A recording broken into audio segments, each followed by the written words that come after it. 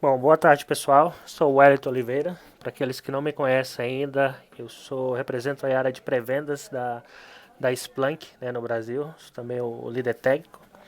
E vou começar aqui falando um pouco da empresa, dando uma rápida introdução à empresa para aqueles que não conhecem ainda do Splunk, né? O Splunk é uma empresa relativamente nova, aí, tem 10 anos de mercado e vem atuando em diferentes áreas, né? Embora hoje o foco do nosso webinar vai ser falar de diferentes aplicações que vamos ter no mundo aí de Big Data, né? No mundo de Hadoop e outros repositórios, não SQL. Mas falando aqui do Splunk como empresa, Splunk é uma empresa baseada em São Francisco, aí na Califórnia, empresa americana, já tem 10 anos aí de mercado.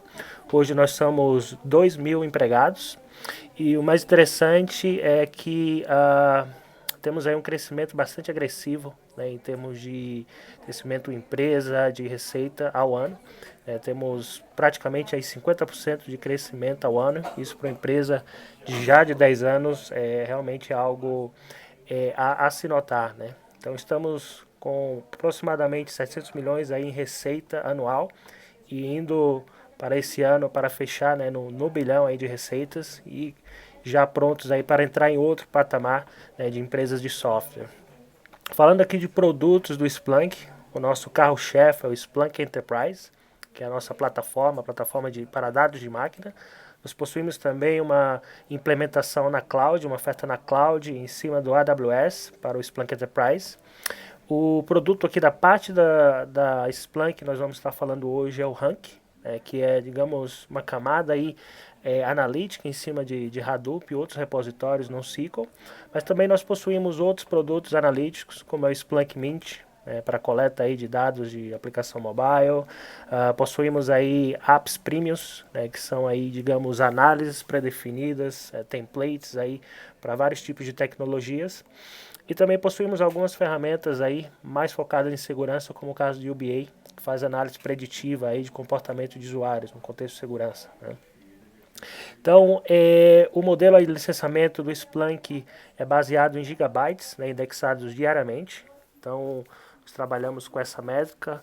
Quanto mais dados, insights você colocar no Splunk, mais valor realmente você vai conseguir ter, né, no fim do dia, em termos de análise, em termos de, digamos, visibilidade em cima de diversos cenários aí.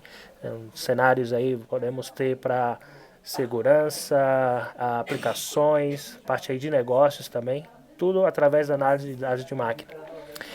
Em termos de clientes, possuímos mais de 10 mil clientes, hoje são aproximadamente 11 mil clientes no mundo, dos quais, né, isso aqui é bem importante fazer referência, 80 das empresas que são Fortune 100, né? Então isso quer dizer bastante aí do Splunk como empresa e do tipo de, digamos, abrangência que a gente vai ter como plataforma.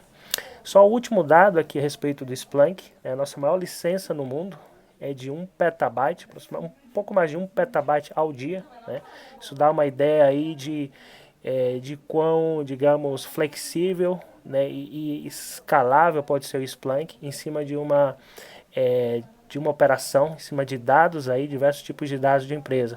O que era interessante é que, se a gente for falar de crescimento, né, e a flexibilidade que o Splunk pode dar em cima de crescimento, essa mesma empresa, ela tinha aí, no ano passado, né, ela já analisava 400 terabytes ao dia, e em menos de um ano ela acabou praticamente dobrando, né, essa quantidade.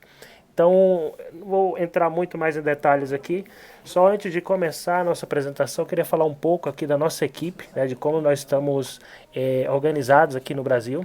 Nós possuímos uma equipe aqui de 7 pessoas, né, relacionadas de uma forma ou de outra com o Brasil. Nós temos o diretor América Latina de vendas, é o Marcelo Souza. Para aqueles que já conhecem, ele praticamente aqui começou, né, a empresa no Brasil há alguns anos atrás. A Glícia Garbani, ela atua desde Pleno no Texas, assim como o Marcelo, toda a parte aí de Inside Sales. O Ricardo Drummond é nosso líder de vendas local, baseado aqui em São Paulo, justamente com o Marco Túlio, que é um dos nossos gerentes de vendas. Nós temos a Daniela Tenório, que fez essa introdução aí para vocês. Ela é a gerente de distribuição e de parcerias aqui no Brasil.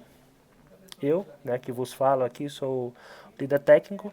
E nós também temos aqui parte do time, o Jeffrey Martins, que é um consultor em Splunk e que também trabalha com treinamentos, né, como instrutor de Splunk para diversos treinamentos que nós fazemos aqui.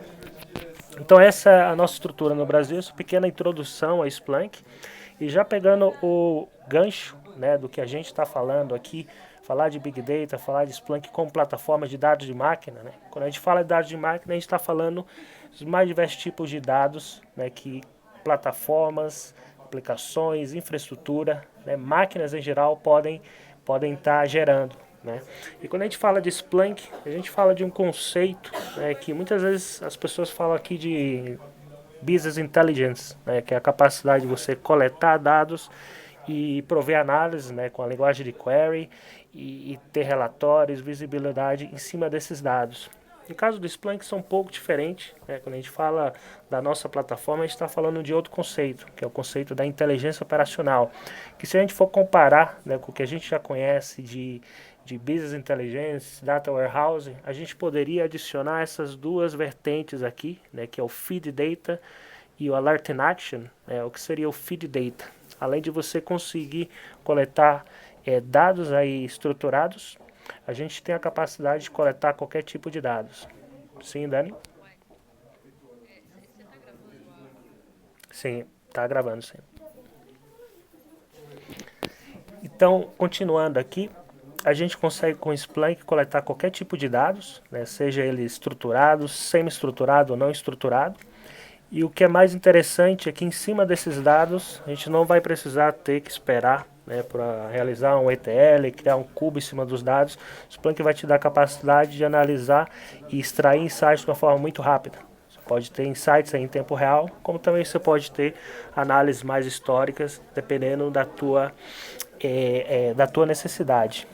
Então, quando a gente fala dessa diferença primordial, né, de análise de dados aqui, isso se explica, digamos, por diferentes approaches aí tecnológicos, onde você tem um approach tradicional, baseado no que a gente chama, né, do Schema at Write, que basicamente consiste em você definir esquemas para poder extrair, né, dados aí de diversos repositórios, principalmente repositórios aí que se focam em dados estruturados.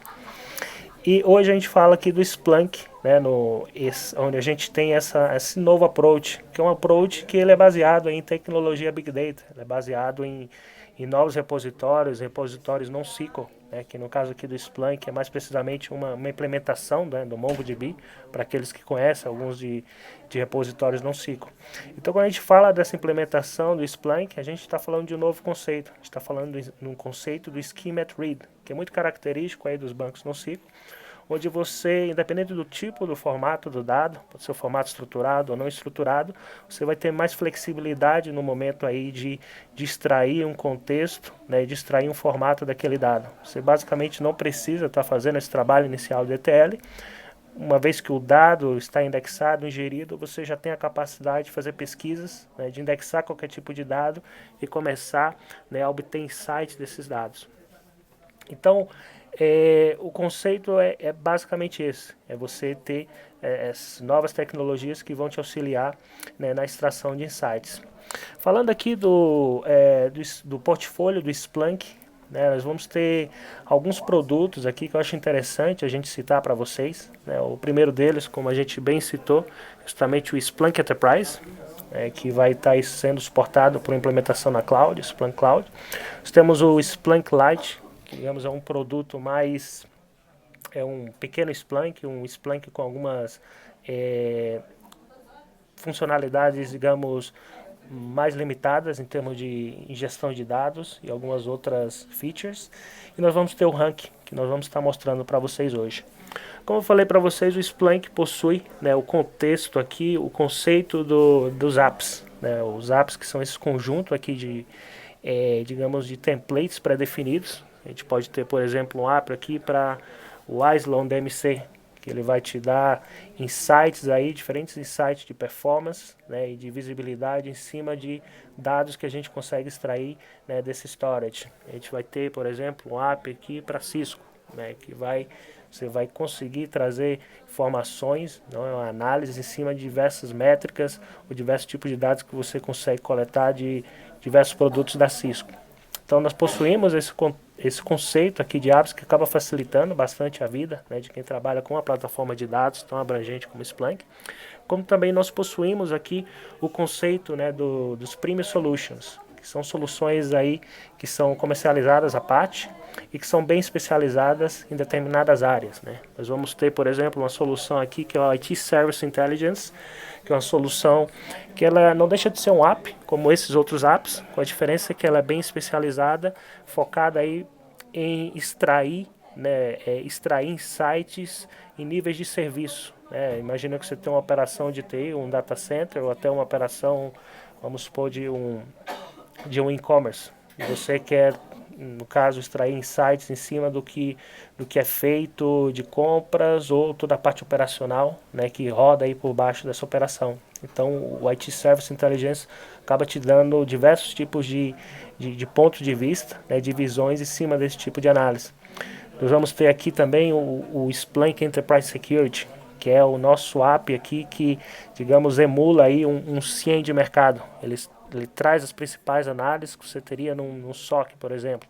E o Splunk User Behavior Analytics, que é um componente aí baseado em Machine Learning, também aplicado no contexto de segurança, que consegue identificar aí ameaças em cima de comportamentos, né, através da análise de comportamento de usuários de uma organização.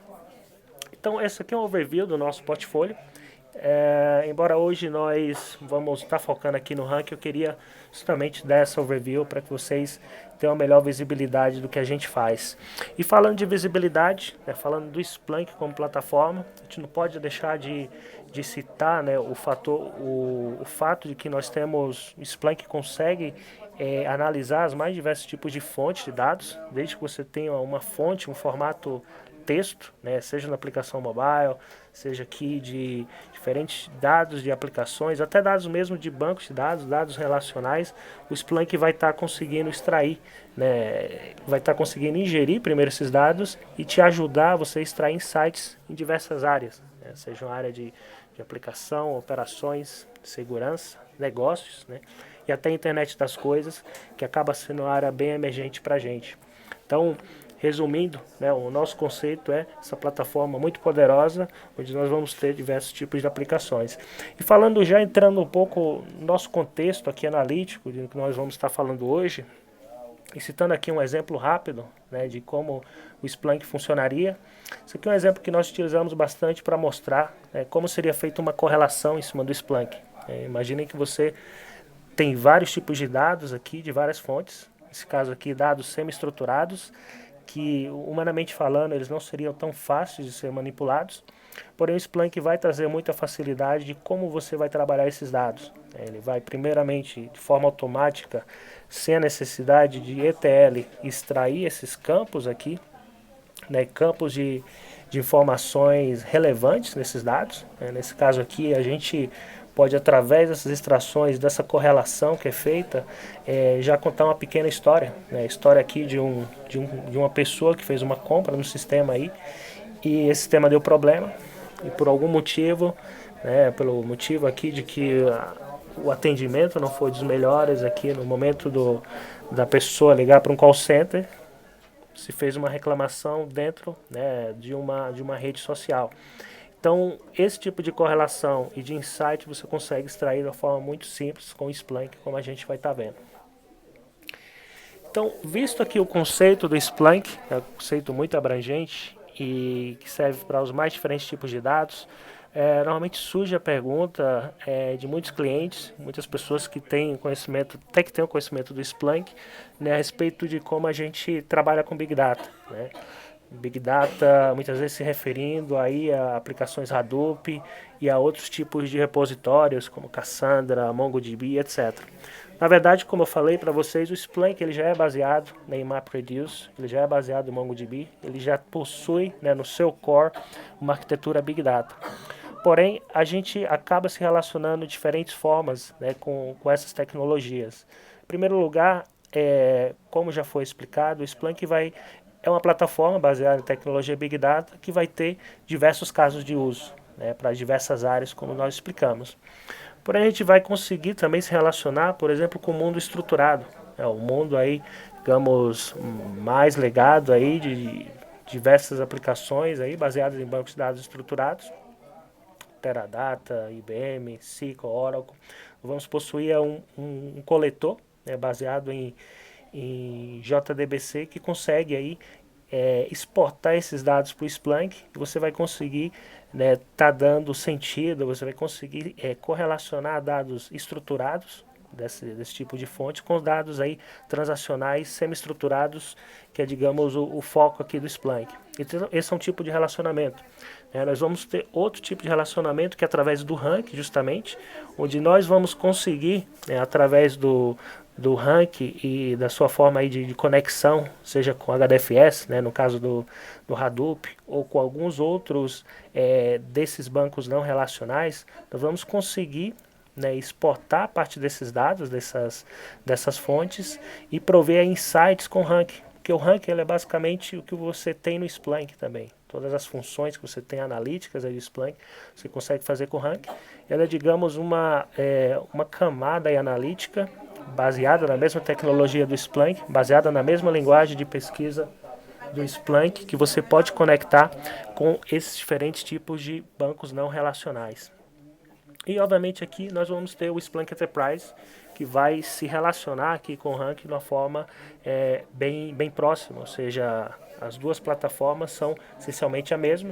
O que vai mudar é a forma de coleta que você vai ter do Splunk Enterprise para todas aquelas fontes de dados, e o rank vai ter, obviamente, a sua forma de conexão, de coleta, diríamos nem coleta, mas seria uma forma de você acessar esses dados e trazer, via streaming, toda a parte aí analítica, sem precisar realmente estar trazendo ou exportando dados aí para o Splunk. Então, se a gente for pegar um overview de como o Splunk se relaciona com diferentes tipos de tecnologias de dados, especificamente com Big Data, tecnologias de Big Data, o nosso foco principal vai ser o rank. E falando aqui de rank, já entrando um pouco mais no detalhe no rank, nós vamos ter o rank aqui, tendo as principais funções que nós vamos ter do Splunk, de exploração, pesquisas, análises, e na parte aqui de conexão nós vamos ter algumas client libraries que vão permitir justamente, por exemplo, no caso aqui de uma distribuição Hadoop, do rank estar se conectando com HDFS, você vai ter um pequeno instalador aí do rank que vai rodar a partir do MapReduce ou do IAR, dependendo aí do tipo aí de distribuição do Hadoop. E esse coletor ele vai basicamente criar uma espécie de streaming que no momento de você fazer uma pesquisa na interface do rank com o SPL, esse SPL vai se traduzir no MapReduce, que vai acessar esses repositórios aí dentro do Hadoop ou desses outros dispositivos aí NoSQL. Então, do ponto de vista da arquitetura é bastante simples, e do ponto de vista aí de benefícios, você vai ter realmente uma grande vantagem de conhecendo já a linguagem do SPL que você utilizaria no Splunk para dados transacionais, dados quentes que a gente pode citar. Você já vai conseguir ter a facilidade de estar acessando esses outros repositórios aí, sem realmente você precisar entrar aí nas entranhas de jobs, MapReduce, ou de outras, digamos, interfaces que você precisa manipular muitas vezes nesses repositórios. Então aqui também a gente tem alguns exemplos de bancos que a gente também acaba trabalhando, como a Cúmulo, o Cassandra, que se vem falando bastante no mercado, e o próprio MongoDB. Então, resumindo, em termos de benefícios aqui do rank, você vai ter o que nós chamamos Virtual Index, que isso é outra característica interessante da gente diferenciar. Para aqueles que já conhecem o Splunk, no momento de você tá coletando os dados de diferentes fontes, você cria um índice, que é digamos aí o elemento básico aí de armazenamento aí de dados em cima do Splunk. No caso do rank, a gente vai ter o Virtual Index. E por que é o Virtual Index? Porque quando você conecta com HDFS, com o Hadoop, você não faz uma transferência, você não exporta os dados.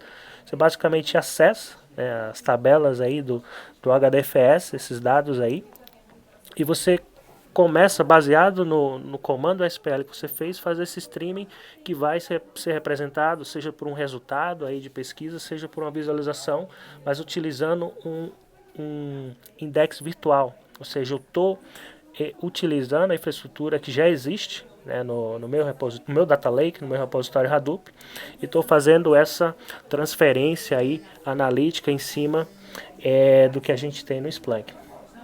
Então, essa digamos que seria a principal diferença que você teria entre o Splunk e o Rank.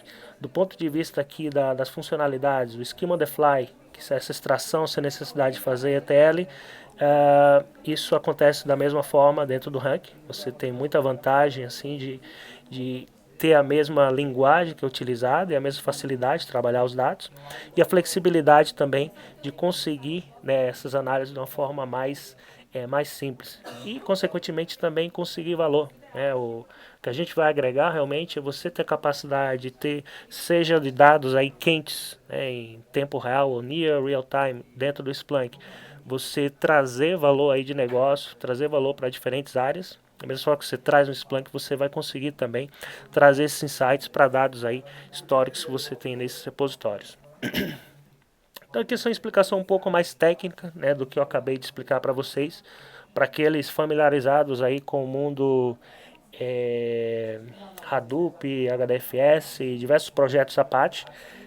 Aqui o Rank ele estaria aí, né, sendo executado seria um binário, né, que estaria aí sendo executado de um repositório do HDFS e ele seria replicado para diversos task trackers, estariam replicando essa execução e consequentemente poderia também estar apontando para os diferentes repositórios, diferentes folders do HDFS, onde os dados que eu quero coletar, onde os dados que eu quero estar acessando, eles se encontram.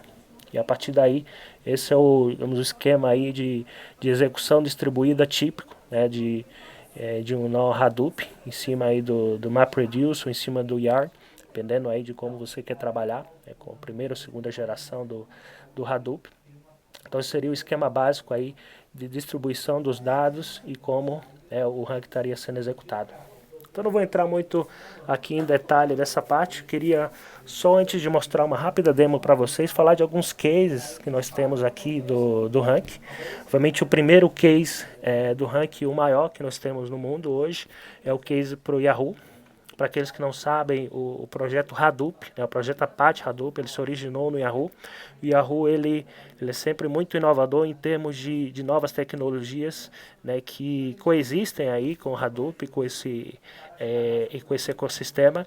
E o Splunk é uma das principais hoje, né, o Rank hoje é bastante utilizado aí no Hadoop, justamente para aproveitar, né, todos esses dados aí que existem no Data Lake através de uma plataforma de visualização, uma plataforma analítica, né, que pode estar trabalhando muito bem em cima desses dados. No Brasil nós temos um caso bem interessante, que é o caso da Produban, que já é uma cliente aí de longa data do Splunk, no contexto aí de segurança. Eles já fazem, né, toda essa parte de correlação, a parte analítica aí do Splunk, em cima de dados aí de AD, dispositivo de rede, né, um contexto bem típico de segurança. E eles também, né, em paralelo, possuem muitas iniciativas aí de data lakes, né, de grandes projetos aí de Big Data, grandes armazenamentos aí que eles utilizam para dados aí de segurança especificamente, onde eles conseguem aí, digamos, fazer uma filtragem, né, em cima de dados que eles querem analisar em tempo real ou dados analíticos que eles precisam de mais flexibilidade. Eles mandam tudo isso para o Splunk, né, e dados aí que por algum motivo eles preferem ter guardados aí no Data Lake, eles podem estar eventualmente trazendo esses dados aí, analisar juntamente com esses dados quentes, utilizando o rank, né, e até mesmo correlacionando esses dados. Porque o que é interessante também é que no caso de você ter o Splunk e o rank, você com o mesmo comando SPL, você pode acessar seja um dado aí quente que se encontra aí no repositório do Splunk, e seja um dado aí histórico que você encontra no HDFS, dependendo basicamente aí da data, né, da idade aí desse dado. Então isso para o usuário final é bem transparente e é o que a Produban acaba utilizando bastante, né, com o mesmo conhecimento, o mesmo comando da linguagem, eles acabam trabalhando esses dados de forma transparente. Então pessoal, era isso que eu queria mostrar para vocês da apresentação do conceito do Splunk, do conceito do rank. Eu vou mostrar aqui rapidamente uma demo de 5 minutos para vocês do rank, para que vocês possam ver, né, que o conceito é o mesmo, ou seja, até a interface que a gente vai ter é a mesma. Essa interface aqui que eu estou mostrando para vocês é a do rank, embora para quem conhece o Splunk, a primeira impressão é que a gente está fazendo uma demo aqui do Splunk. Então esses dados que nós temos aqui são dados de aplicações web, armazenados aí num data lake, onde nós temos aqui as fontes. Pode observar que são repositórios aqui que nós estamos coletando aqui do Data Lake. E aqui são os campos, né, o Schema on the Fly que a gente falou, essas análises que nós podemos realizar em cima dos dados, qualquer tipo de dado de máquina. Aqui não vai ser diferente, nós vamos possuir essa mesma capacidade de estar criando gráficos, de estar aproveitando, né, a flexibilidade do Splunk. Porém aqui nós estamos trabalhando, obviamente, com dados em cima do HDFS, mas para o usuário final é completamente diferente, né? E se a gente for falar aqui também de análises já prontas, né, temos algumas dessas análises em cima desses dados, que são feitas aqui em cima de dashboards, né, de relatórios. Então, para quem conhece o Splunk, a similaridade é muito grande, porém, obviamente, aqui a gente não vai ter o aspecto tempo real que você teria no Splunk tão, digamos, tão detalhado, embora todas as funcionalidades sejam as mesmas. E claro, vou repetir outra vez, a facilidade é muito grande. A facilidade de você possuir aqui, né, essa visibilidade aqui sem precisar tendo que escrever código, MapReduce, sem precisar estar tendo que manipular em tabelas do Hive, por exemplo, que é uma aplicação muito completa, porém em alguns momentos você precisa realmente ter flexibilidade, ter facilidade para trabalhar esses dados. Só antes de terminar aqui, né, para aquele público um pouco mais tech, eu queria mostrar um pouco o quão fácil, né, de configurar o rank para estar acessando aí o repositório HDFS. Basta algumas configurações básicas aqui, em termos de repositório Java, né, do home aí do Hadoop, especificar onde se encontra o job tracker, a porta aí do file system no HDFS que você vai estar coletando esses dados aqui, especificar a versão do Hadoop e algumas configurações aí, né, básicas também em cima de repositórios, diferentes configurações aí, né, do rank relacionado aí com a coleta de dados. Então esse é o tipo de configuração que você vai fazer para conectar com a HDFS ou para conectar através desses external client libraries e esses outros repositórios. Então essa configuração que nós chamamos provider vai ser digamos, o equivalente ao coletor que nós temos aí para o Splunk. Esse é o coletor que vai estar conectando com esses outros repositórios. E aqui nós vamos ter justamente a configuração do que nós chamamos Virtual Index, que é esse index virtual que vai rodar em cima da infraestrutura do próprio HDFS, né, sem precisar a gente estar, digamos aí, tendo uma grande configuração em cima desses dados. Então, basicamente especifica aí, né, um data path aí em cima da HDFS e a gente cria um título, né, para o index aqui, o Virtual Index, e pronto. A questão da gente estar coletando esses dados e começar a trabalhar em cima desses dados de forma transparente. Então, pessoal, era isso que eu queria mostrar para vocês. A ideia era mostrar o conceito do Splunk para aqueles que não conheciam, como a gente se relaciona com o mundo de Big Data. Obviamente, nós somos uma plataforma que utiliza tecnologia Big Data, embora o nosso objetivo não é, digamos, substituir uma implementação Hadoop, embora você consiga também colocar uma grande quantidade de dados, né, em cima do Splunk.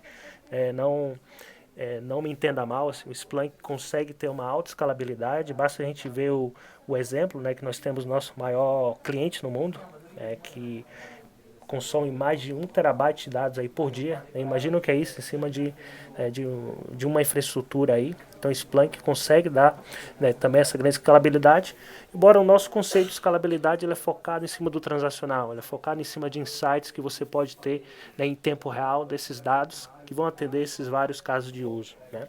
Então esse é o nosso relacionamento que nós temos aí com o mundo de Big Data e especificamente com o Rank. A gente vem com esse produto para realmente facilitar, né, a vida em cima de análise de dados em cima do HDFS. Então, pessoal, era isso que eu queria mostrar para vocês. Eu vou ceder agora a apresentação aqui para o Gustavo Temac, para ele falar um pouco em cima do portfólio aqui da MC, como a gente vai estar se relacionando Splunk e MC e essa oferta aí para Big Data. Só vou parar de compartilhar aqui e vou passar a apresentação para o Gustavo. Só lembrando, se vocês tiverem alguma pergunta, estou ouvindo sim. Se vocês tiverem alguma pergunta, vocês podem estar perguntando aqui, que a gente vai estar separando aí os minutinhos no final para estar apresentando para vocês.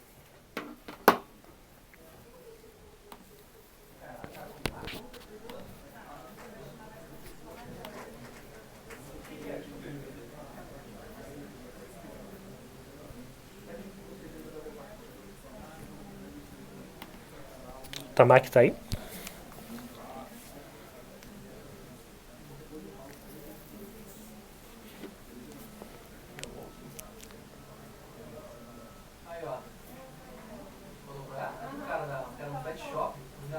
Porque a gente acabou de falar com a Carla aqui, com outro cliente, que o Inarjão aqui com a gente também. Legal, olha, eu não estava falando com ele, eu tinha falado com o cara e falei, mas nem você não conta, né? Não viu como foi importante fechar esse projeto? Tá vendo? Abre portas, né? Só quando você conversa, eles têm um fórum. Quando eu fui na Make Fácil, Ele falou. quando eu fui na Make Fácil, o cara da Make Fácil falou que conhecia o Inarjão. Tô sim.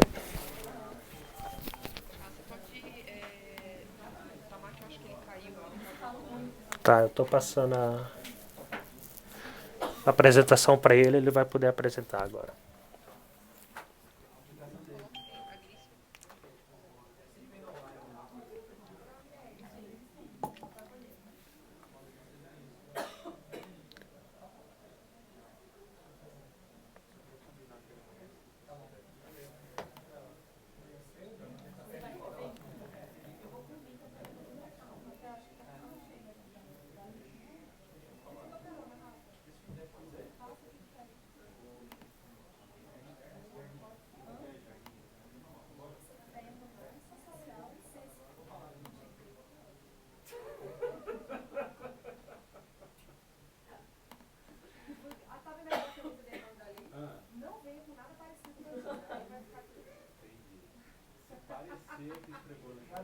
Se parecer estopa, não tá legal.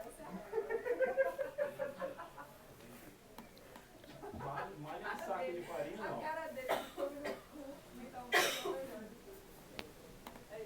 aí. Ele pode, né? Ele acha que é dono, né? Ele se sente. É bom pra ele, deixa ele. Coisa de Danilo tem que ter essa sensação. Pessoal, vocês conseguem me ouvir? Ouvindo, Tamac.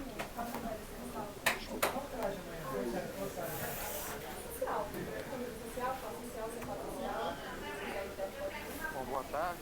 Eu sou Gustavo Tamac, sou engenheiro de sistemas da MC.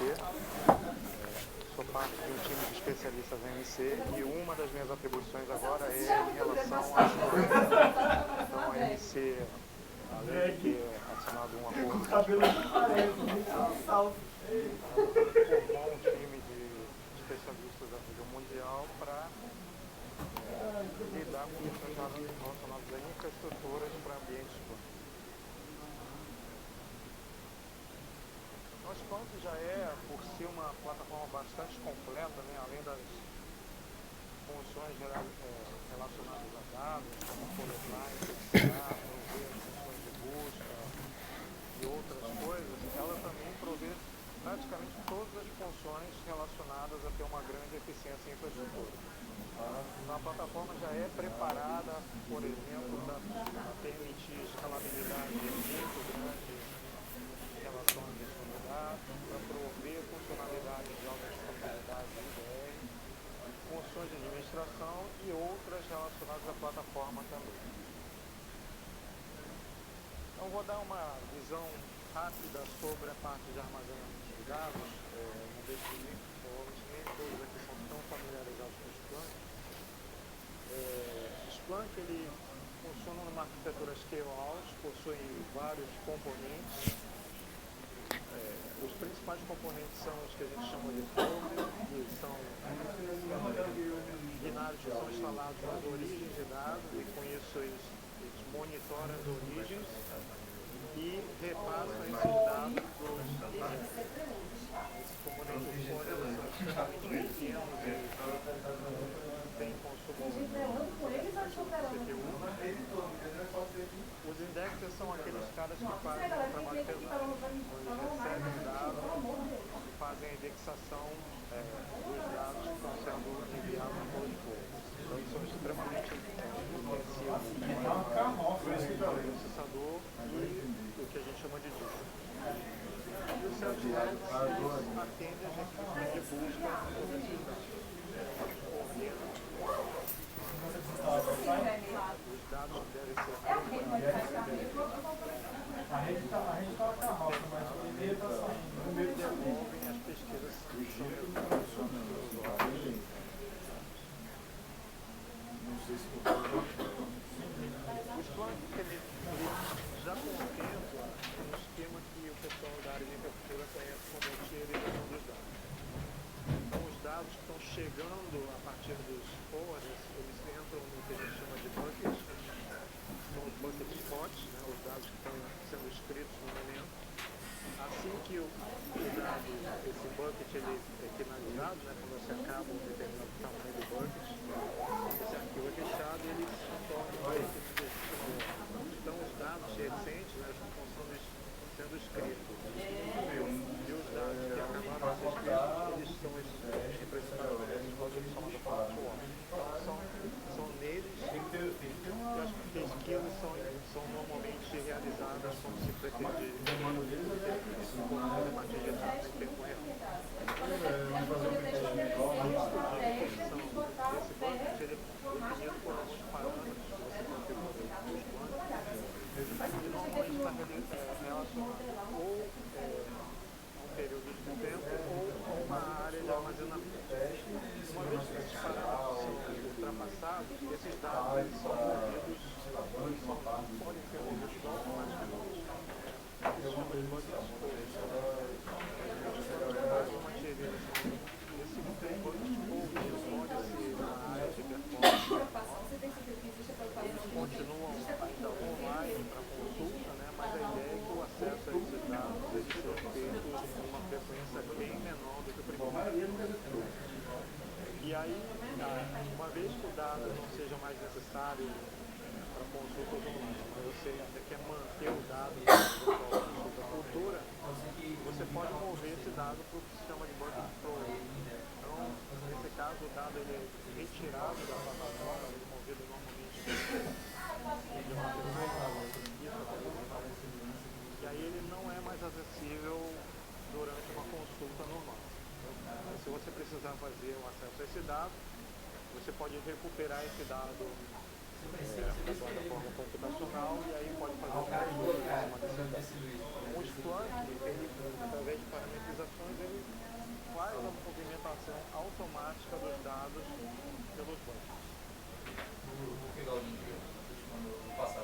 Uma outra característica importante do Splunk em relação ao armazenamento de dados, Ele só vai ver a agenda dele, se ele realmente puder, ele vai, tá?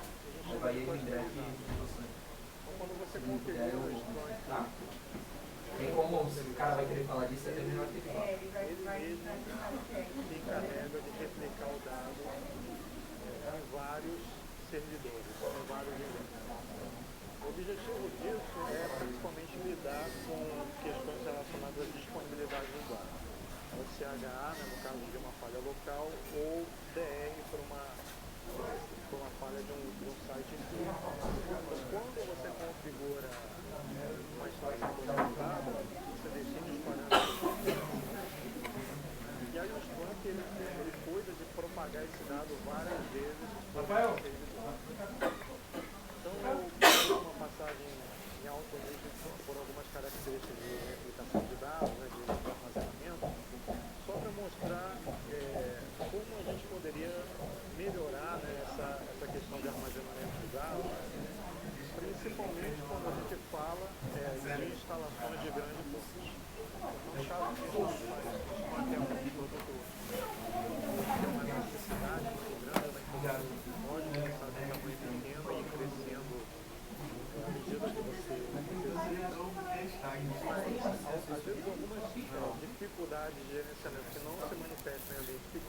fornecer mais eficiência em ambientes de maior porte.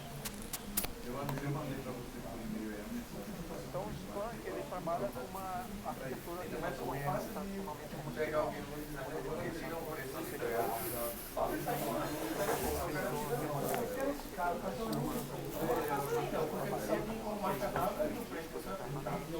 E esse armazenamento e você precisa nesse cenário dobrar a capacidade de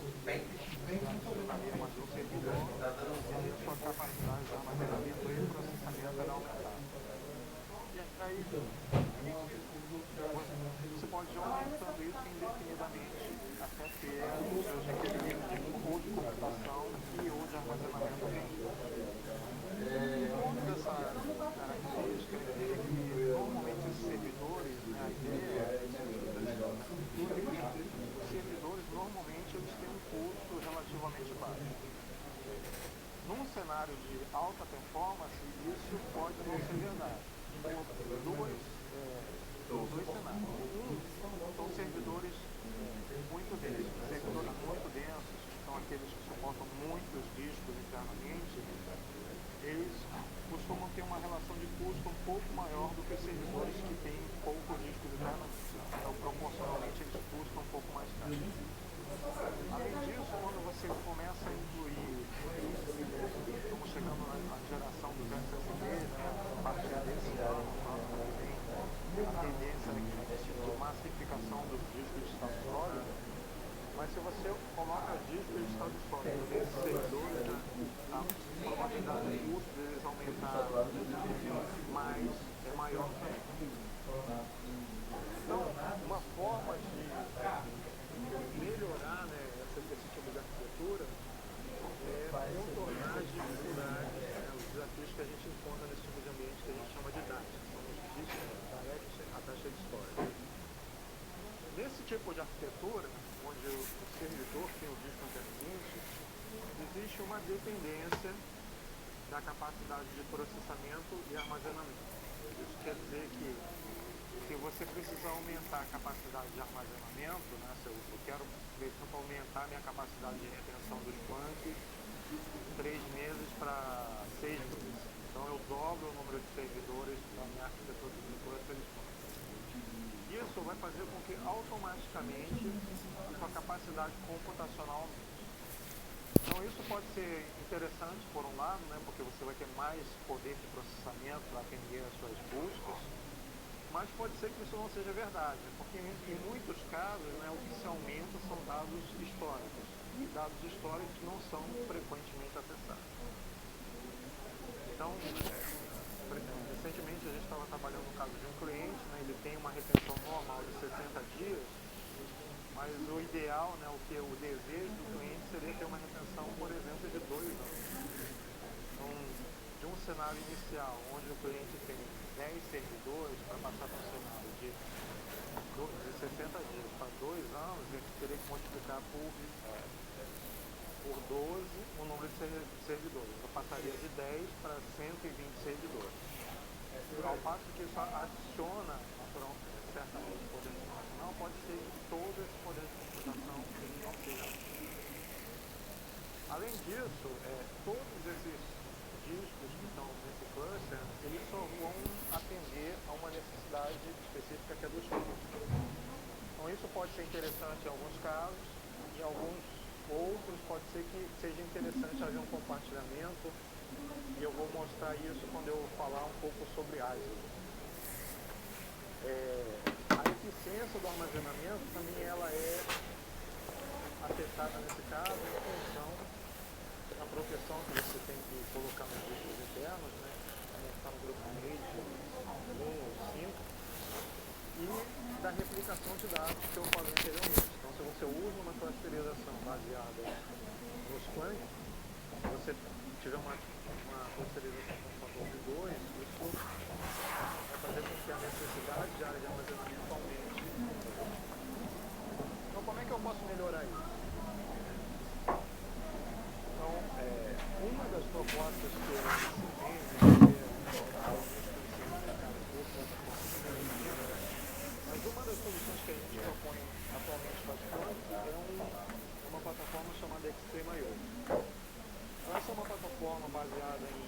SSDs, é uma plataforma que a gente chama de flash de 4ª geração, e tem, na verdade, alguns serviços de dados interessantes dentro. Então, pelo fato dele ser SSD, a performance dele é consistentemente baixa. Então, essa é uma característica interessante quando você quer prover alta performance nas buscas. Pelo fato de ser SSD, ainda você pode ter uma grande concorrência da atividade de escrita, né, de ingestão dos logs e de consultas simultâneas.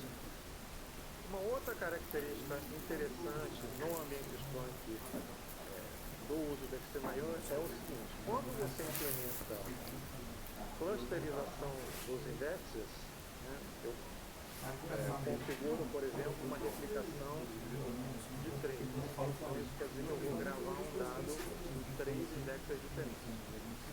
O XML ele implementa uma tecnologia chamada de redução de dados, que inclui compressão e desduplicação de dados. No caso da clusterização dos Splunk, quando você grava o dado em 3 indexes diferentes, o XML consegue entender que o dado gravado é o mesmo. E aí ele faz essa redução dos dados, armazenando o dado uma vez só dentro dele. Então há um potencial muito grande de redução dos dados armazenados em termos de eficiência.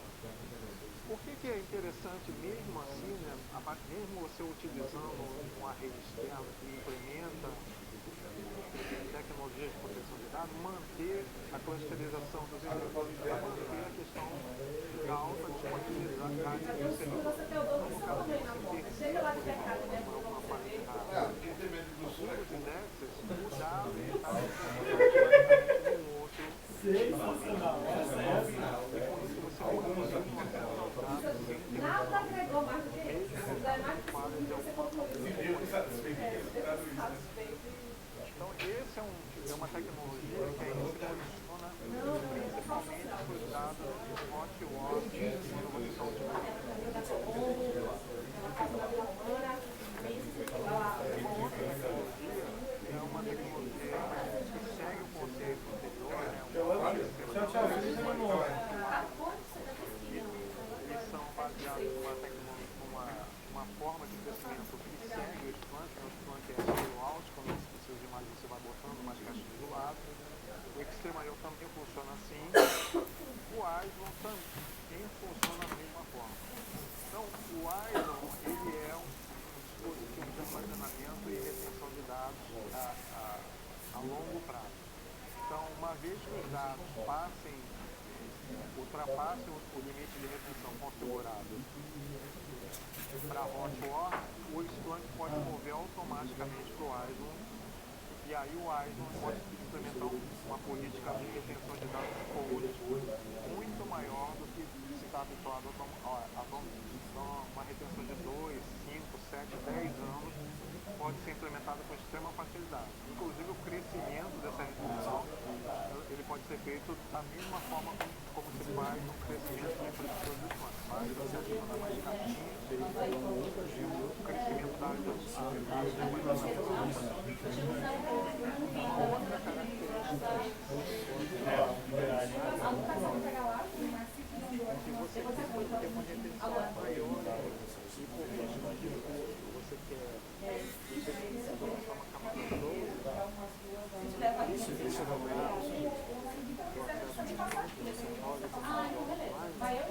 o Ison pode implementar camadas de armazenamento mais densas, com isso de menor custo para armazenamento de dados a longuíssimo prazo.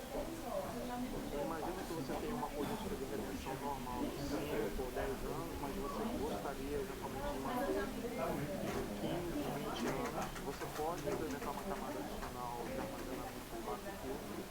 O Ison faz essa movimentação automaticamente em camadas de forma completamente automática. No caso de necessidade de acesso a esses dados, a velocidade de acesso é restaurada automaticamente, dependendo do volume de acesso. Além disso, você pode colocar políticas que reforçam, por exemplo, características de dados que não podem ser modificadas, você pode implementar travas de escrita de dados e implementar criptografia nos discos de forma automática. Então, no caso de algum problema no disco, você precisa fazer uma substituição do disco, os dados que estão armazenados naquele disco que está sendo substituído ali, ser devolvido para o fornecedor, estão criptografados. Manda um invite pro Fernando. Para aí, velho. Atualmente, o posicionamento desse tipo de plataforma ele vai depender do tamanho da infraestrutura. Então, se a necessidade de elevar pode ser que não seja interessante o posicionamento desse plataforma. Mas a e a taxa de dados ela cresce ao longo do tempo. Então vocês podem ver nessa tabela aqui são os dados que aparecem em ocre na parte Nem paralelo que eu vi tal show. seriam Cara do banco volumes PMG. de algumas centenas de megabytes Que jogou a gente. que seriam interessantes para se aplicar nesse tipo de plataforma. Além disso, o Ison ele tem algumas características interessantes para clientes que possuem algumas demandas particulares. Ele é bastante simples de implementar, mas uma característica bastante interessante é o protocolo. Então, o Wellington mencionou a questão do ranking, mas os dados eles podem ser movidos naturalmente.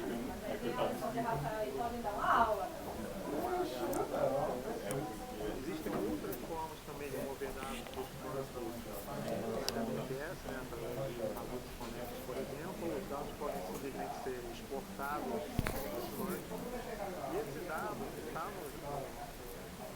Ison, ele pode ser utilizado diretamente a partir de clusters Hadoop, sem que você utilize plataformas específicas de armazenamento no cluster Hadoop. Então, além disso, além de você poder armazenar dados que podem ser disponibilizados via HDFS no Ison, o Ison também pode servir como uma plataforma de troca de dados. Então, clientes que têm, por exemplo, mainframe, podem utilizar o Ison para receber dados de mainframe e disponibilizar esses dados depois no plano. Então, existe uma junção dessas características de protocolo, existe uma possibilidade muito grande do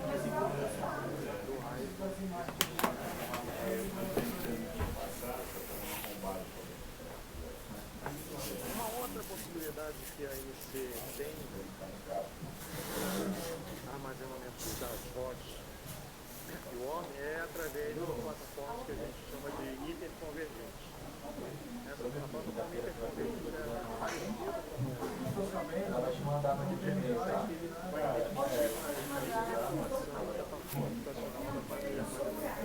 Tem agenda para marcar no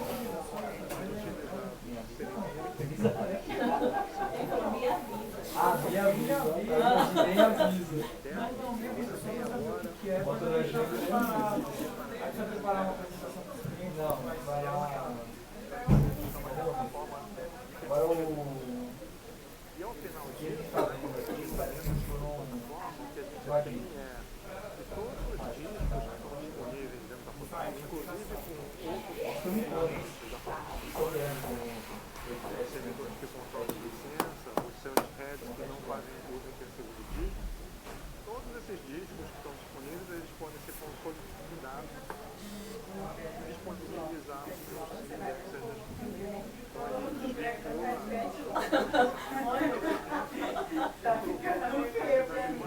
além de uma performance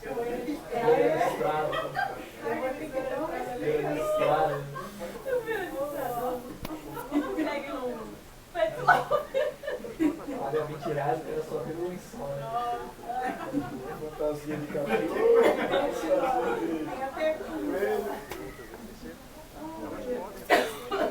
elas podem ser utilizadas o cliente já tem, por exemplo, armazenamento para fazer essa desvinculação de computação para armazenamento, mas a INC também ela disponibiliza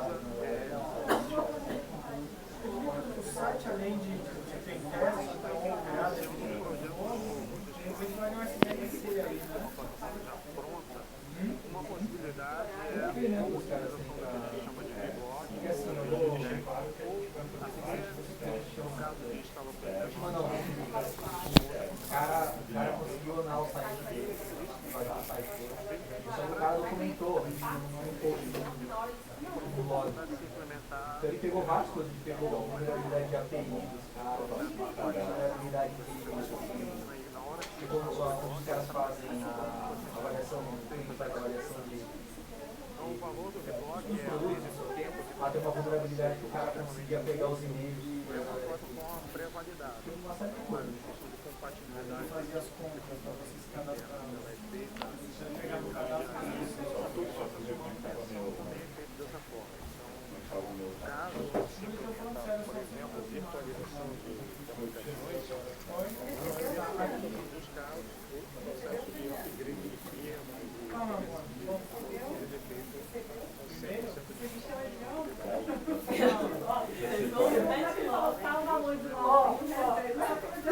de possibilidade bastante forte com a introdução de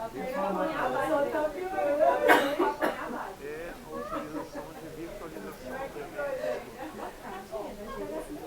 A virtualização